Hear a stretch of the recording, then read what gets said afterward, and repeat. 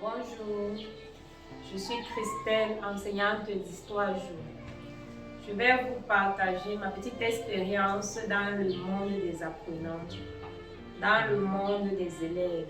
Aujourd'hui, nous nous rendons compte que les élèves deviennent de plus en plus turbulents, un peu moins respectueux envers les enseignants que nous sommes. Je vous partage une expérience vécue dans une salle de classe. J'avais un élève aussi très turbulent, je peux l'appeler même l'influenceur de sa classe. Parce qu'une fois qu'il avait un mot à dire, toute la classe était émerveillée dans le sens du désordre en fait. Parce que ce n'était pas toujours dans le sens de la leçon ou alors dans le sens des études qu'il intervenait.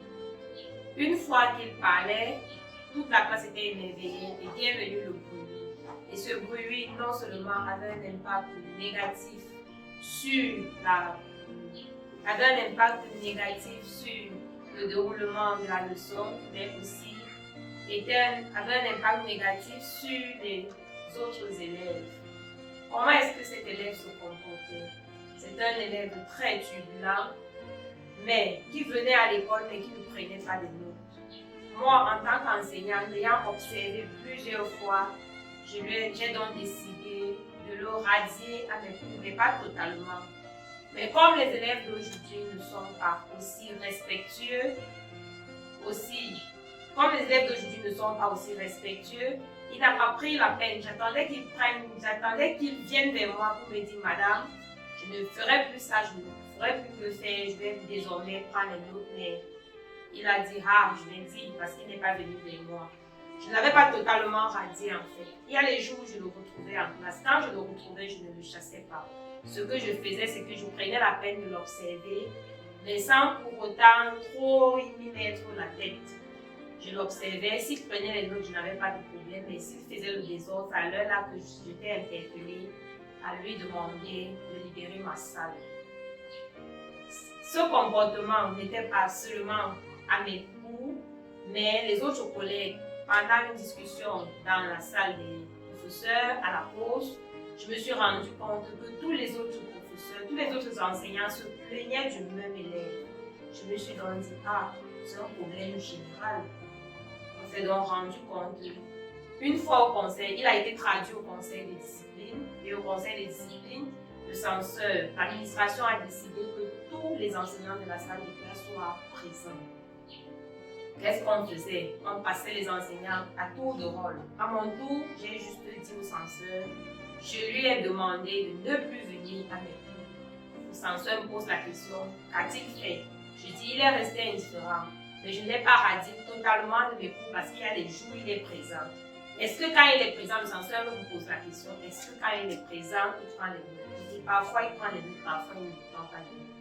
Mais de manière psychologique, j'ai donc décidé de l'ignorer. Parce que plus tu t'intéresses à lui, plus il t'empêche d'avancer dans ta leçon. Donc la décision que j'avais prise, c'était de l'ignorer pendant les leçons. Quand il était présent, je l'ignorais, je ne me gênais pas. Parce qu'une fois que vous avez l'intention, que vous avez l'idée, ou alors que vous avez le regard tourné vers lui, il fait tous les moyens possibles pour vous distraire et vous empêcher d'avancer dans vos leçons. Et le censeur et les autres collègues, nous avons donc tous décidé de le mettre au pas pour que la décision a été prise qu'une fois qu'il est en salle de cours, il doit être plus droit, plus assidu et il ne devrait plus troubler les enseignants. S'il voulait encore être élève du lycée, il devait se ranger, il devait être assidu et sortir de ce plan de turbulence parce que c'était vraiment un influenceur. Quand il lâchait un mot, ça permettait à toute la salle, ça émerveillait toute la salle. Et ça empêchait les enseignants à avancer dans nos leçons. Et nous avons affaire à des leçons de 2 heures, parfois des leçons d'1 heure. Et une fois que 30 à 15 minutes sont prises par les élèves, ça nous empêche d'aboutir à notre objectif de la journée. Voilà donc ce que nous avons essayé de faire pour essayer de nous ranger. Mais à vous, que pouvez-vous faire?